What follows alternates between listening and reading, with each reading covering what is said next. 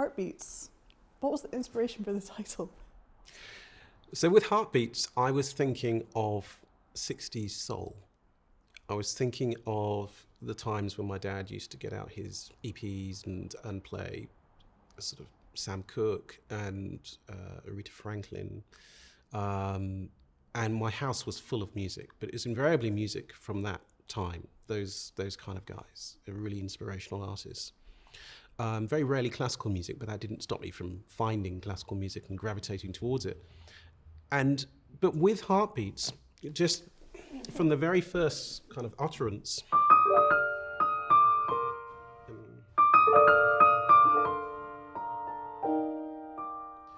there's that kind of soulful feel about it. It's like almost like new soul.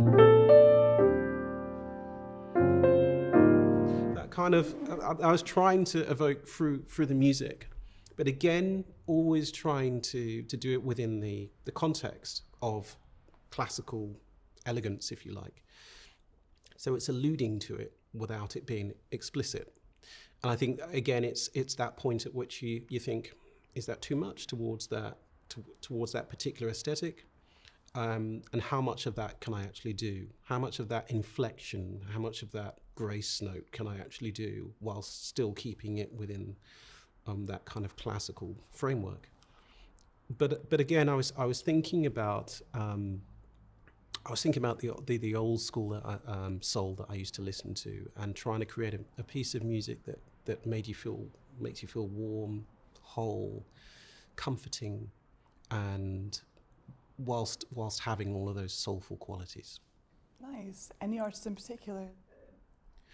I think artists, well, certainly going back, the Sam Cookes, the Stevie Wonders, and I suppose contemporary people like Brandy and Sir. Never quite know how to pronounce this guy's name. One of my favourite artists at the moment, SIR. Sir, fantastic artist. Love listening to him. Just those kind of really beautiful, soulful flavours. Another guy called Music Soul Child as well. Always listen to him, and it's just, again, it's when I rock out in my own way, it's about borrowing inflections and certain idiomatic language from other genres, implanting them to a new context. And then adorning them with these sort of orchestrations, various elements of programming as well, which we always do with our albums. We haven't discussed, but that's something I always do.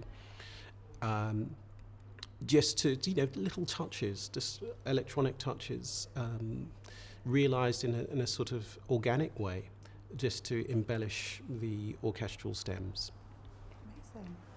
Amazing. Halfway through the track, there's quite a sudden key change. Why did you do that? I mean, it sounds great, but is there any significance to it? Why? Okay, I guess that's the Simon Cowell in me, just wanting to take that X Factor moment and just make it my own. That's what he always said, isn't it? I felt that you're talking about that moment when it goes, I think, into C major. It felt wide open at that point. Just felt, for me, it feels like anything is possible at that point. And in a sense, it's sort of hamming it up a little bit, but in another way, it's just being honest about the moment and that's presented, and what would happen there ordinarily, what would happen in other contexts, what would happen in popular contexts, what would happen in jazz contexts, and it's not being afraid to meet those moments.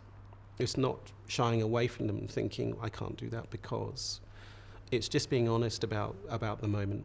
And it's being honest about what the music needs. Sometimes with a modulation or a transposition or something, it will feel sort of gratuitous, like it really shouldn't be there. But for that moment, it really felt like it was necessary. Yeah, it's almost like a kind of breath of fresh air, like halfway throughout the track. Yeah, it's really nice. Yeah, thank you. I can almost hear the theme from Rapture at one point in the kind of later part of the track. Is there any reason for this, like any referencing there, or is that just pure coincidence? I think that's pure coincidence, just repurposing maybe, but no. It's just I love, Rapture, there are similarities.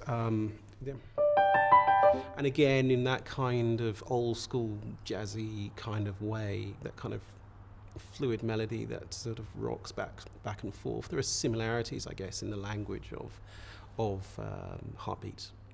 Amazing. And at the very end of the track, you play the theme right at the top of the piano. Yeah. Again, is this just following the music? Following the music is that kind of gossamer-like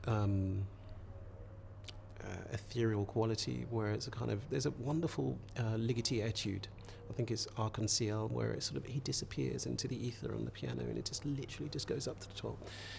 And that's what I wanted to try and create, sense of just disappearing, aniente, just to nothing, in that piece. Oh, that's really cool. Do you have any other thoughts or reflections about this piece? I don't, but just that I really, really enjoyed writing Heartbeats. And some pieces you feel, you just feel proud of. I mean, I'm proud of all my work, otherwise I wouldn't want to share it, but it's just, sometimes you feel, you know, had somebody else have written that, I would have kind of really just looked at that and thought, gosh, you know, that really is a corker. Not that I'm complimenting myself, but it's just, I try to step away from me when I'm writing music, and I don't see it as me. It's certainly not written by anybody else, but I try to step as far away from myself when I'm writing, and so that I try to look through a prism outside, looking in, and then try to perceive the music like that. And I've always tried to do that with my music, just to be as far away from it as possible, in order to really be as critical as possible. Fair enough. Yeah, there's always that thing of like, I remember someone said it, and it was like, the music you make should be your favorite music. Yeah. Do you feel that way about like? Yeah, absolutely. It's whenever I write a piece of music, and particularly if I've written hundreds of fragments, as I do for all my albums, I concentrate on a small percentage of that and think, yes, I'm going to develop that. And for me, it's about being worthy of the listener. It's about, you know, is this music worthy of their attention? And so, yeah, by that point, they are most definitely pieces that I'm proud of and I want to share with others. And if I feel in any way that they fall short of that or are not worthy of people's attention, then they certainly won't make the album or anywhere near.